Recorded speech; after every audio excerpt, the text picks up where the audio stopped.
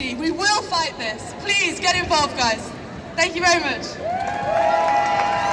Thank you, Neve. We've got 3 more speakers. So first up is Pete Wakeling, who is our sound engineer. So thank you for that, Pete. And also Pete is a Unite member.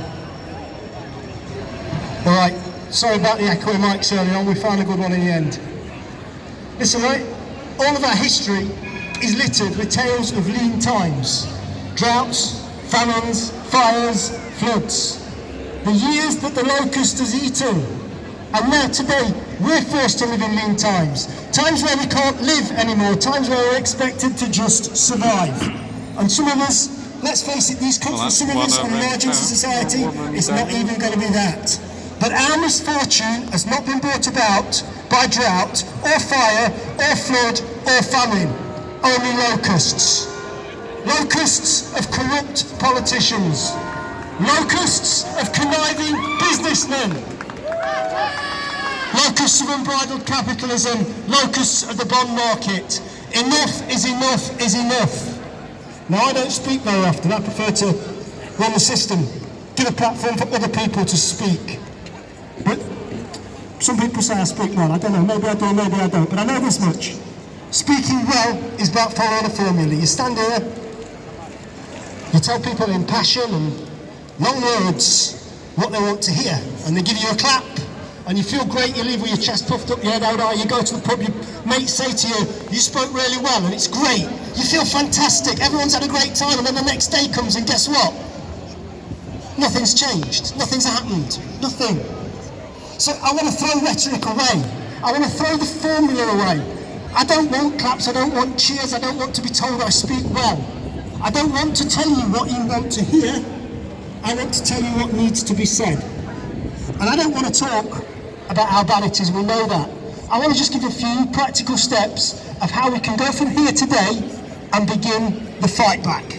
That's what we need to do, because you are the beginnings of the fight back, and I'm going to give you some ideas how you can go home today and not it all be over. It was a great time, it was a great march, but how you can go home today and start to fight these bastards in that house over there and these bastards in number 10, right? So let's do it, yeah? This is how we can start the fight back. And the first thing about the fight back, right? The first thing is to bust the big lie. Because this whole thing is based on a big lie. It's an ideological project called austerity. Its basis is a lie. Because you're here today, but you talk to a lot of the other people out here. Talk to the people over there, talk to the people over there. They'll say the cuts are terrible, but they're inevitable. The credit card has been maxed out, there is no money left, and that is the big lie, right? There's plenty of money left. You have this one, there's no magic money tree. Mate, my plumber pays more corporation tax than my internet service provider. There's fucking plenty of magic money trees, there's a whole forest of them out there. You just know where to look, and the political will isn't out there to look for them. And we've got to fight to make the political will be out there. Yeah? Yes, so we've got to bust the big lie. We're going to say, you know, with progressive taxation, with some income from public ownership, educate yourselves on how this works. And the big lie has become orthodoxy because it's been repeated ad nauseum, time and time and time and time again, till people actually believe it. Well, we've got to repeat it time and time and time and time again until we've busted it. Because I know out there, right, there are going to be social media influencers, right? There are going to be artists. There are going to be these people in the staff canteen who can hold an audience because they've got the gift of the gab, right?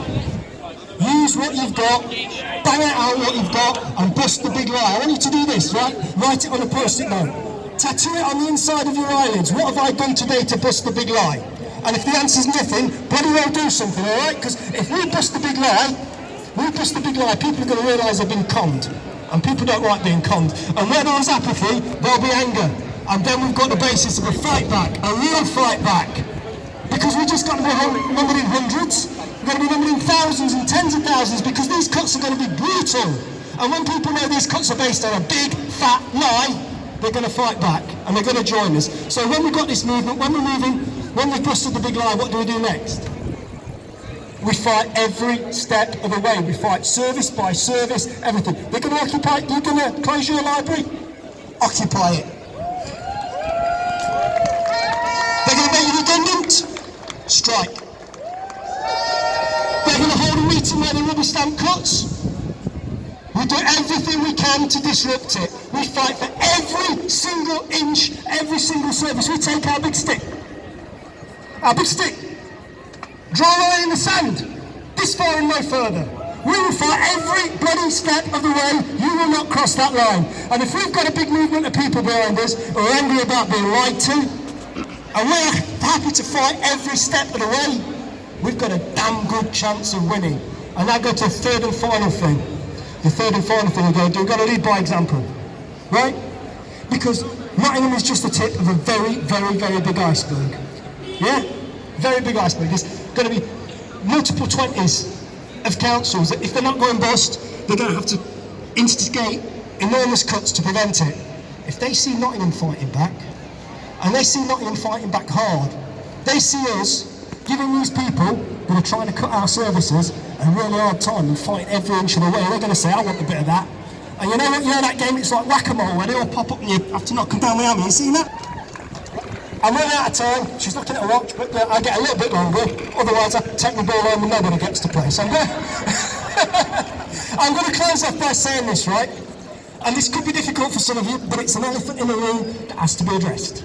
And it's a question of who are we negotiating with? Because what we do when we turn out to protest or fight and occupy and strike, right, that's just leverage our power in the negotiation. And the negotiation, our demand is no cuts. No cuts to services, restore 2013 budget levels in our local authorities. Let's end the years that the locust has eaten, right? So when we negotiate, who are we negotiating with? I've heard a lot of anger poured out at our councillors, right? And it's quite rightful to pour that anger out because they have been cowardly when they could have been brave. The people of Nottingham, us, we wanted them to stand up and they covered their own arse instead. Right? But that's not on. But are we negotiating with the councillors? They've voted themselves into irrelevance when they rubber stamped the commissioner's cuts. Forget the council, right? Alright, I'll tell you one more thing I'm going to wind up, right? They say, are we negotiating with the commissioners? No, we're not going to negotiate with the commissioners. Right? The stuff suits. Just replace them, right? We're negotiating at the moment with the government, right? But we're also negotiating with the incoming government, right? The Labour Party is going to be the government of this country very, very shortly, right? And we've got to start holding their feet to the fire now. Because I have not heard any policies from them, only platitudes.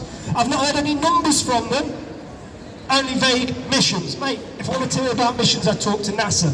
So if you're in the Labour Party, right, hold your feet to the fire. You've got 3 Labour MPs, let's hold their feet to the fire, right?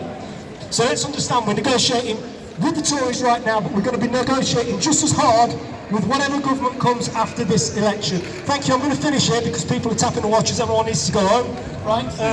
So I just finished by saying